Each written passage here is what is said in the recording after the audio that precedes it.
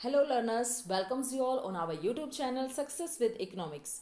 CUET Common University Entrance Test 2023 में economics का जो सिलेबस आपका आएगा वो हम सक्सेस विद इकोनॉमिक्स अपने चैनल पर अपलोड किया जा रहा है। सारा सिलेबस मैं आपको बता रही हूँ। सिलेबस मैंने डिस्कस भी किया था और उसके बाद यूनिट वाइज टॉपिक आपके सामने आ रहे हैं।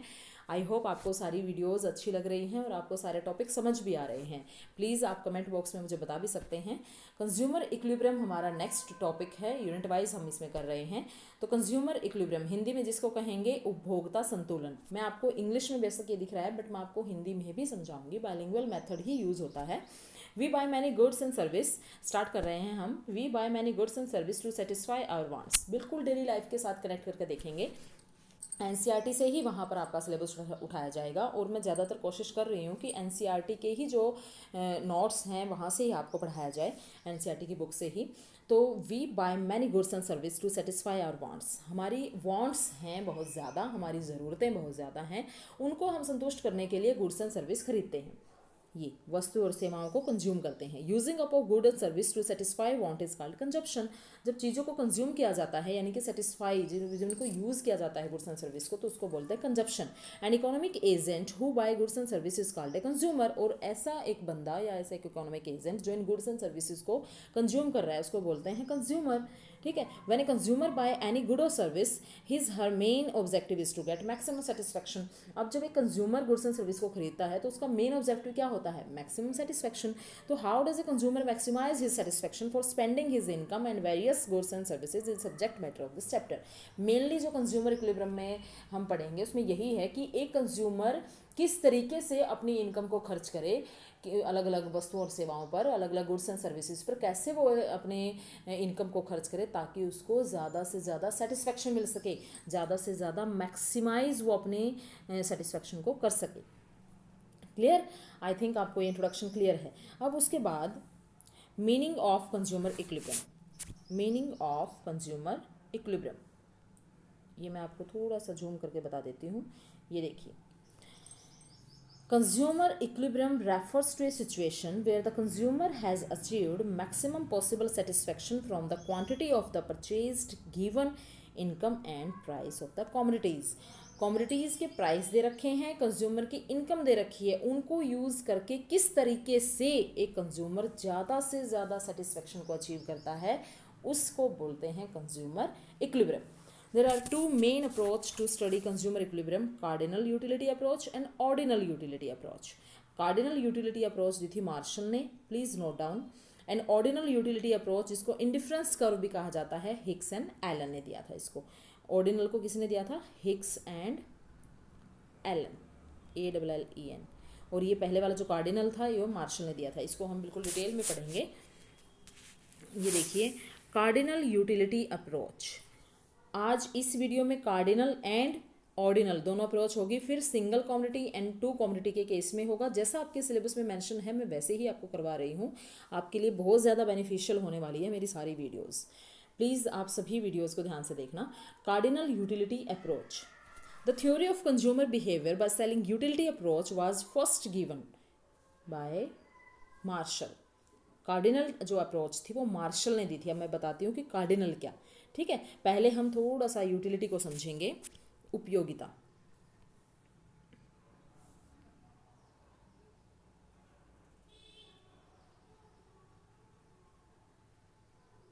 ये देखिए, before discussing how a consumer attains equilibrium we need to understand the concept of utility, marginal utility and total utility.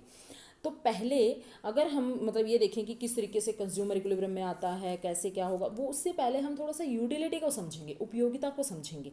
Utility is defined as the power of a community to satisfy a human want. Utility क्या होती है? किसी भी वस्तु की वो क्षमता, वो शक्ति जिससे एक मनुष्य अपने वांट्स को क्या करता है? सेटिस्फाई करता है. Utility of a community is the total amount of psychological satisfaction that a person gets from consumption of good and service. किसी भी goods and service, जैसे एक thirsty person derives satisfaction for drinking a glass of water.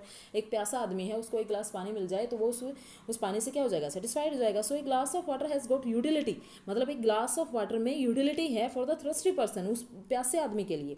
तो utility differ from person to person. अब वो depend करती है अलग अलग.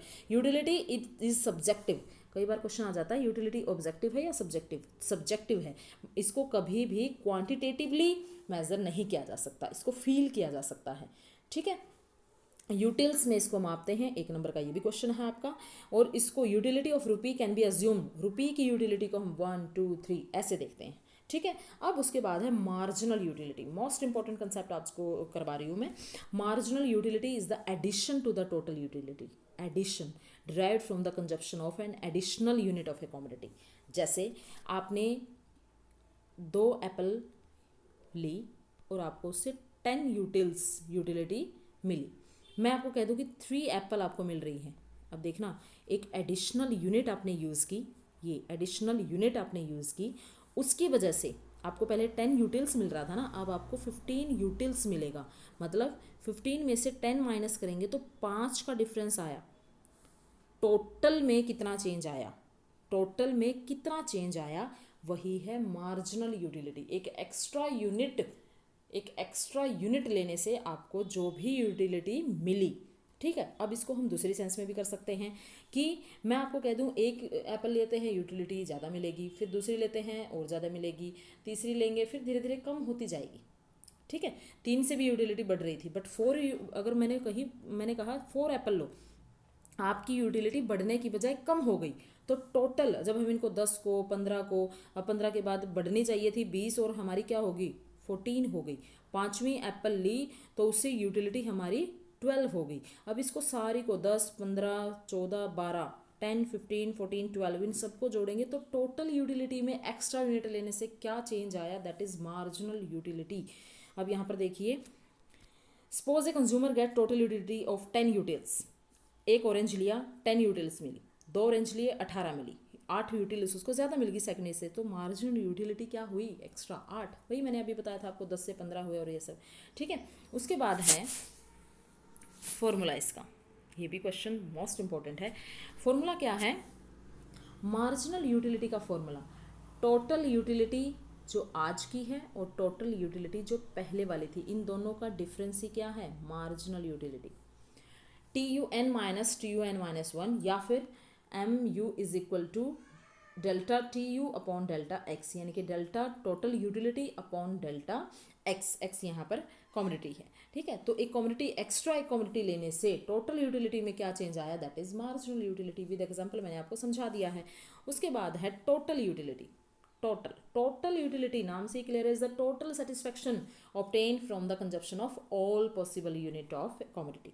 कोई भी वस्तु, जैसे अभी मैंने आपको बताया था कि हमने पहले एक एप्पल ली, 2 ली, 3 ली, 4 ली, सबको जोड़ दो. ठीक है, ऐसे इधर की 3 ऑरेंज लिए, उससे कितनी एक बार 10 यूटिलिटी मिली, फिर 8 मिली, फिर 6 मिली, सबको जोड़ दो. 24 यूटिल्स टोटल है. ठीक है, तो टोटल यूटिलिटी कैसे होगी, मार्जिनल को जोड़ते चले जाओ. MU1 plus MU2 MU3 MU4 इस तरीके से. तो summation of marginal utility is called total utility. I think आपको ये बिल्कुल क्लियर है. अब उसके बाद relationship between total utility and marginal utility. Relationship हम इसमें देखेंगे क्या रिलेशन है. आज वाली इस वीडियो में ये total utility, marginal and in दोनों का रिलेशन यही क्लियर होगा. उसके बाद ये कार्डिनल वाला चल रहा है अपना, उसके बाद हम इनको और ज़्यादा नेक्स्ट वीडियोस में अच्छे से करेंगे. ये देखिए, यूनिट ऑफ ऑरेंज. अब मान लीजिए ऑरेंज की कितनी यूटिलिटी हमने ली, 0 ली थी तो कुछ भी नहीं मिला. जब एक ऑरेंज लिया तो हमें 10 यूटिलिटी मिली, तो टोटल भी 10 होगी. फिर 2 ली तो 8, अब 10 और 8 को जोड़ दो तो 18 होगी. फिर 3 ली तो 6, अब 18 में 6 जोड़ दो तो 24 होगी. फिर 24 में 2 जोड़ दो 26, फिर 26 में 5वीं ली तो कुछ भी नहीं फ़ायदा हुआ, क्योंकि एक यूनिट को ज़्यादा बार बार उसी टाइम पे हम कंज्यूम करते जाते हैं तो उससे उब जाते हैं, उससे हमारा मन भर जाता है, तो यूटिलिटी कुछ भी नहीं मिली. तो 26 की 26 रहेगी. एक और ले ली तो पता लग रहा है पेट में दर्द होगा, वोमिटिंग होगी किसी भी चीज़ को एक्स्ट्रा कंज्यूम करने से, खाने से, तो माइनस में चलेगी हमारी यूटिलिटी. और 26 में से जब -2 करते हैं तो 24 रहेगी. यानी कि टोटल यूटिलिटी स्टार्टिंग में बढ़ रही है बट डिमिनिशिंग रेट से. क्योंकि देखिए 10 से 8, 8 से 6 ये रेट, जो ये रेट बता रहा है ना, ये मार्जिनल यूटिलिटी है, डिमिनिशिंग रेट बता रहा है ये। बट जब जब टोटल यूटिलिटी मैक्सिमम हुई, देखिए 26 हुई, तो यहाँ पर मार्जिनल यूटिलिटी कितनी होगी, 0। और जब टोटल यूटिलिटी गिर रही है 24 होगी, तो यहाँ पर मार्जिनल कितनी होगी, नेगेटिव, माइनस में चलेगी। आप ये डायग्राम समझिए, number of unit of orange हम जितने ले रहे हैं उससे यूटिलिटी कितनी मिल रही है, 1 ऑरेंज लिया तो 10 यूटिलिटी, 2 लिया तो फिर उसके अकॉर्डिंगली बढ़ गई। तो इस तरीके से टोटल यूटिलिटी बढ़ती जा रही है, मार्जिनल भी बढ़ रही है बट गिरती दर से। ठीक है, तो टोटल यूटिलिटी बढ़ रही है गिरती रेट से, गिरती हुई डिमिनिशिंग रेट से। यहाँ तक 5 यूनिट तक पॉजिटिव है मार्जिनल यूटिलिटी, और 5 पर आकर एमयू क्या हो जाती है, 0। और उसके बाद अगर हम ज़्यादा से ज़्यादा कोई भी कमोडिटी या ऑरेंज को कंज्यूम करते जा रहे हैं तो टोटल यूटिलिटी गिर जाएगी, मार्जिनल क्या हो जाएगी, नेगेटिव हो जाएगी। तो ये वाली 1 2 3 ये तीनों बातें बिल्कुल नोट डाउन कर लीजिए। क्वेश्चन आपको इधर से ही पूछा जाएगा या डायग्राम बना के आपसे पूछ लेंगे कि सी पॉइंट पर टोटल यूटिलिटी मैक्सिमम है, तो वहाँ पर मार्जिनल यूटिलिटी क्या है, तो आप बताओगे 0 है। जब टोटल यूटिलिटी गिर रही है तो मार्जिनल क्या होती है, उस टाइम पर मार्जिनल नेगेटिव होती है। इस तरीके से आप क्वेश्चन के आंसर करोगे। आई होप आपको बहुत अच्छे से समझ आ रहा है। अब नेक्स्ट जो रहेगा वो law of diminishing marginal utility, ये बिल्कुल अलग से कंसेप्ट आपको मैं करवाऊंगी। फिर उसके बाद single commodity and 2 double commodity, more commodities में कैसे मार्जिनल यूटिलिटी होती है, ये हम इसमें करेंगे। फिर इसकी लिमिटेशन हम करेंगे। ये हमारा कार्डिनल, एक और वीडियो डालनी पड़ेगी, एक और वीडियो अपलोड करूँगी, उसमें हमारा कार्डिनल होगा, फिर उसके बाद ऑर्डिनल होगा। ठीक है, तो प्लीज़ वो आप इन सभी के नोट्स बना लीजिए साथ साथ, and just wait and watch our next videos. आप प्लीज़ सभी वीडियोस को अच्छे से देखिए, समझिए, नोट्स बनाइए, और please like and share this video. Thank you very much.